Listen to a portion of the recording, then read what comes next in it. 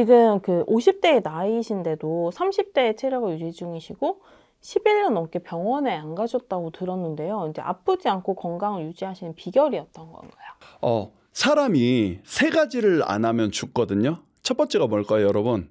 안 먹으면 죽습니다. 두 번째 뭘까요? 잠을 안 자면 죽습니다. 그리고 세 번째, 목마르면 죽겠죠? 이 세 가지를 지키는 게 가장 중요한 것 같아요. 그래서 암 환자들이 어떤 행동을 하는지를 보고 그 환자들하고 반대로 하면 장수할 수 있는 거랑 똑같습니다. 그래서 제가 하는 비법 중에 하나는 잠 잘 자고 잘 먹고 잘 싸고. 그래서 어렵지 않습니다, 여러분. 여러분들이 자연에서 멀어지지 않게 자연에서 온 그대로 살고 해가 지면은 자려고 노력하시고 해가 뜨면 일어나려고 노력해 보세요. 그러면 정말 건강하게 살 수 있고, 저 같은 경우는 이제 올해 나이가 55세인데 많은 분들이 저랑 이제 예를 들어서 턱걸이 내기를, 최근도 어저께 40대 제자랑 턱걸이 내기를 했는데 제가 이겼거든요.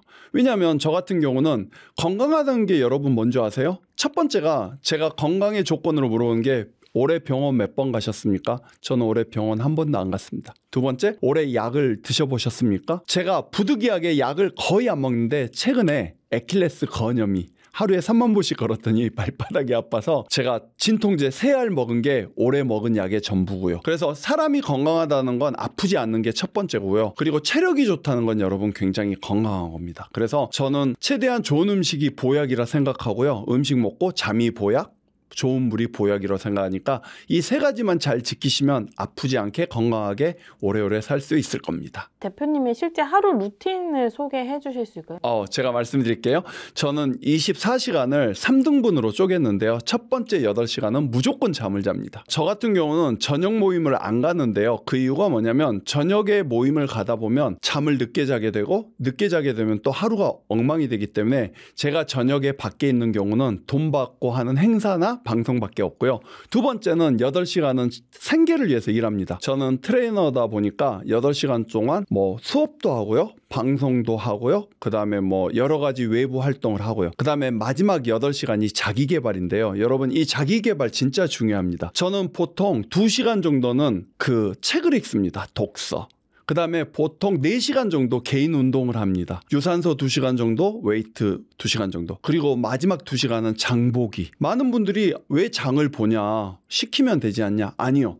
제가 직접 장에 가서 제가 먹을 거를 준비하는 거, 내가 먹을 건데 남한테 맡기지 않는 거죠. 맡기지 않고 내가 직접 먹는 거니까 저는 자기개발 8시간. 그래서 잠을 8시간, 생계를 위해서 8시간 일을 하고 그 다음에 8시간은 자기개발하고 있습니다. 그럼 운동은 매일 하시는 건가요? 저는 365일 시간이 있으면 매일 운동을 해요. 그 이유가 뭐냐면 많은 분들이 하루 정도는 쉬어도 되지 않냐고 그러는데 여러분은 내일이 100% 올 거라고 믿고 계시나요? 아니잖아요. 최근에 제 주변에 지인분이 자살을 하셨거든요. 저는 내일이라는 말은 와야 오는 거지 정해진 건 아니라 생각해서 저는 오늘이 마지막이라 생각하고 내가 내일 죽는다면 뭐가 아쉬울까? 운동 안 한 거 너무 아쉽다. 그래서 저는 매일매일 시간이 있으면 운동을 합니다. 네. 근데 바쁘게 시간이 없을 때는 그 일정에 충실하게 일을 하고요. 그 다음에 시간이 있을 때는 무조건 운동을 합니다. 그래서 저는 하루도 쉬지 않고요. 이런 말이 있어요, 여러분. 하루 쉬는 건 휴식인데요. 이틀 쉬는 건 포기.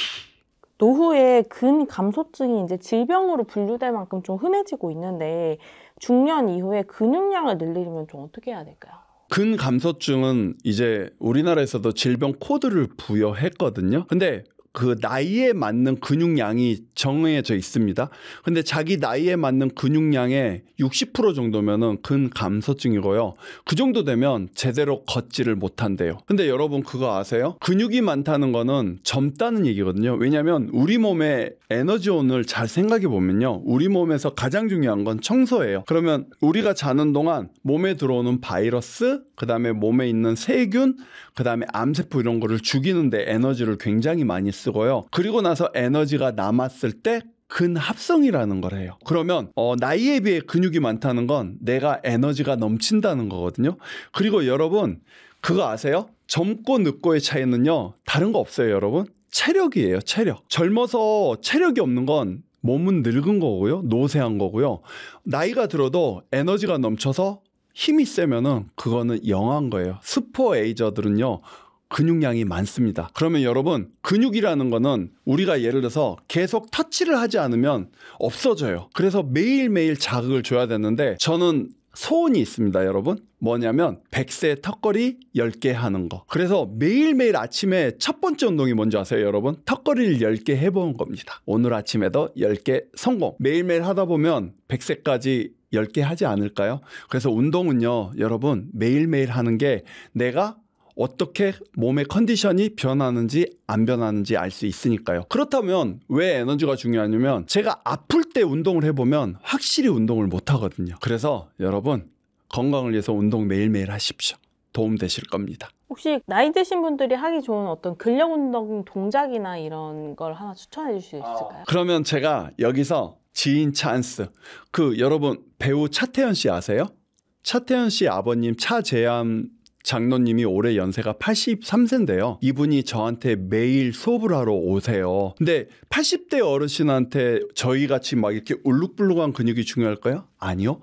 그분한테 가장 중요한 건 올바르게 걷는 거예요. 지팡이 없이. 그래서 사람한테 가장 중요한 건 걷기 운동이 되고 만일에 집에 연로하신 부모님이 있으면 제가 깨알 팁, 비싼 수업료 안 받고 알려드릴게요. 스텝박스 있으실 거예요. 여러분 스텝박스를 놓고 첫 번째 운동은 옆으로 스텝박스를 앞을 보고 넘어가는 거예요. 많은 어르신들이나 나이 드신 분들이요 넘어지는 거는요 옆으로 넘어지거나 뒤로 넘어집니다. 앞으로는 잘 넘어지지 않아요. 왜냐하면 우리가 앞을 보고 걷지만 옆을 보고 걷지 않기 때문에 옆으로 걷는 근육이 쇠퇴되면은 중심을 잃거든요. 그래서 스텝박스를 옆으로 넘어가는 운동 도움 되고요. 그리고 특히 연로하신 분들은 허리를 꼿꼿이 세우려면 가장 중요한 게 배에 있는 복직근입니다. 그래서 크런치 운동 도움 되고요. 그리고 힙 브릿지라고 엉덩이를 바닥에서 들어 올리는 동작, 힙 브릿지라는 동작이 있거든요. 유튜브에 치면은 아놀드홍 힙 브릿지 치면 뜨니까 한번 검색하면 엉덩이 근육이 직립보행을 하는데 굉장히 도움이 돼요. 그래서 그 근육 발달시키고 그리고 푸시업 동작, 그 다음에 마지막 스쿼트 동작. 근데 연로하신 분들은 갑자기 다리에 힘이 빠져서 주저앉을 수 있으니까 의자를 뒤에다 놓고 식탁 의자에 엉덩이를 터치하고 일어나는 이 동작 하시면 굉장히 그 근감소증에 도움이 됩니다. 무리한 운동보다는 이렇게 꾸준히 할 수 있는 운동이 여러분 건강에도 도움되고 근감소증에 도움됩니다. 아셨죠? 꼭 오늘부터 해보세요. 아까 수면이 온몸 이제 염증 관리에 중요하다고 하셨는데 자는 시간 최소한으로 어느 정도 자야 되는지 또 몇 시쯤 자는 게 좋은지 좀 구체적으로 얘기해 주시면 좋을 것 같아요. 제가 이 얘기를 하다 보면 예전에 제가 공부할 때는 10시부터 오전 6시까지 8시간을 자는 게 진짜 좋다고 그랬거든요. 근데 여러분 지금 사시는 분들 보면은 3교대로 일하신 분들도 계시고 야간에만 일하시는 분들도 계시잖아요. 근데 제가 여러분한테 희망적인 언어를 준다면 저는 한국에 살고 있지만 보통 오후 3, 4시에 자고 밤 12시에 일어납니다. 근데 제가 이렇게 생활한 지가 지금 5년 차가 됐거든요. 근데 저는 너무너무 건강하거든요.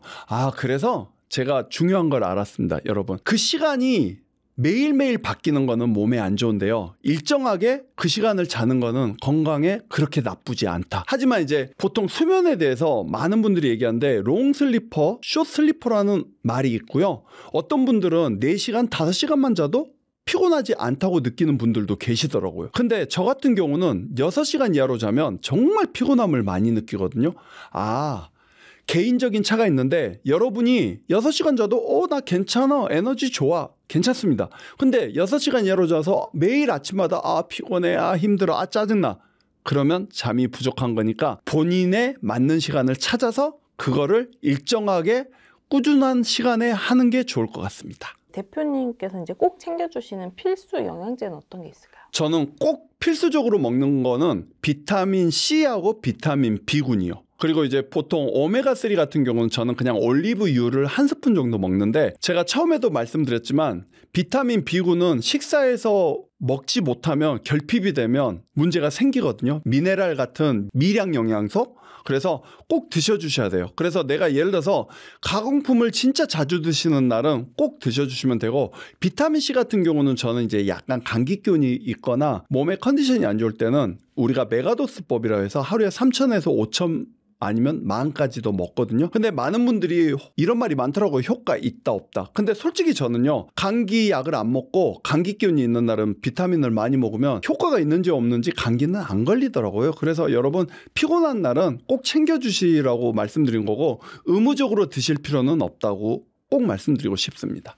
채널에서 비타민 D를 먹으면 이제 선크림을 안 발라도 노화가 안 온다 이런 얘기도 해주셨는데, 근데 저는 비타민 D를 먹는 경우는 가끔 겨울에 흐린 날이 많거나 장마철에는 햇빛을 못 쐴 때는 비타민 D를 먹거든요. 근데 이제 제가 보통 태양이 떠 있고 여름 같은 경우는 비타민 D를 먹지 않고요. 보통 비타민 D가 왜 필요하냐면, 비타민 D가 모자라면요, 불면증에 걸릴 확률이 굉장히 높거든요. 그래서 저 같은 경우는 태닝을 즐겨 하고요. 여름에는 거의 수영장에서 태닝을 많이 하고, 그 다음에 저 같은 경우는 피부를 위해서 비타민 D를 먹는 거라고는 할 수 없고요. 저 같은 경우는 선크림을 안 바르는 이유 중에 하나가, 저는 굳이 햇빛을 차단할 필요가 없다고 생각을 하고요. 많은 분들이 피부에 대해서 얘기한다면 저는 그래도 피부과 의사들이 생각보다 나이에 비해서 피부가 나쁘진 않다고 얘기하시더라고요. 근데 여기서 가장 중요한 건 여러분, 피부의 주 성분이 아이들이 피부가 좋은 거는 수분량이 많아서거든요. 우리가 피부를 볼 때 피부가 좋다 나쁘다를 이렇게 생각하면 어떨까요? 육회랑 육포. 여러분, 육포는요, 수분을 다 날리면 그렇게 거칠고 바삭바삭하고 질기고요.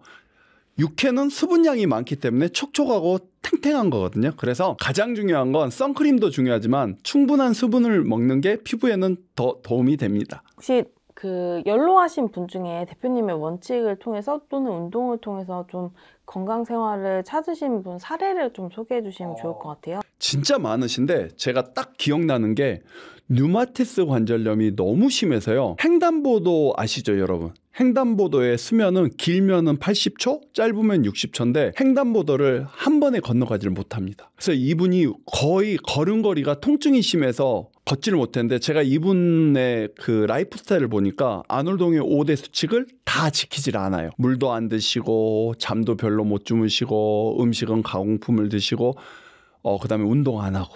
그래서 제가 처음 조건이 일단 잠자는 것부터, 그 다음에 식단 바꿔드리고, 그 다음에 물 많이 마시게 하고, 운동하고, 그 다음에 비타민 미네랄을 좀 챙겨드렸는데, 놀랍게 3개월 만에 병원을 가면 염증 수치를 재거든요. 그러면 염증 수치가 거의 없어지셔서 약을 끊으셨어요. 근데 놀라운 거 알려드릴게요, 여러분. 영원히 낫는 건 없어요. 한번 내가 류마티스 관절염에 걸렸다는 거는 또 생길 수 있는데, 최근에 무리하게 일하시고 또 운동 안 하시고 그러더니 살짝 염증이 올라가서 또 통증을 느끼시더라고요. 제가 이 말씀을 드리는 이유는 하나입니다, 여러분. 뭐든지 영원한 건 없어요. 멈추는 순간 다시 옛날로 돌아가니까 다이어트, 질병 치료 꾸준히 하셔야 됩니다. 아셨죠? 꾸준히 하는 게 답입니다. 저 같은 경우는 여러분, 유튜브 채널을 운영하고 있는데 다양한 정보를 드리진 않고요. 짧은 쇼트로 제가 먹는 거라든지 운동 방법이라든지 좋은 말을 하고 있고요. 여러분들한테 꼭 부탁드리고 싶은 건, 여러분들이 아파서 병원에 자주 가면 우리 대한민국이 경제적으로 소비가 많아지는 거잖아요. 그래서 여러분들이 건강한 것만으로도 여러분은 애국자니까, 우리 다음 세대를 위해서 내 몸 관리 잘해서 우리 열심히 오래오래 일해서 세금도 많이 내고요. 그리고 초고령화가 되는데 우리 아픈 노인 되지 말고요. 저도 이제 고령화 시대에 들어가는데 아픈 노인 되지 말고 우리 건강한 슈퍼 에이저 돼서 우리 아이들과 함께 행복한 세상을 보내면 좋겠습니다. 사랑합니다. 감사합니다. 고맙습니다. 화이팅!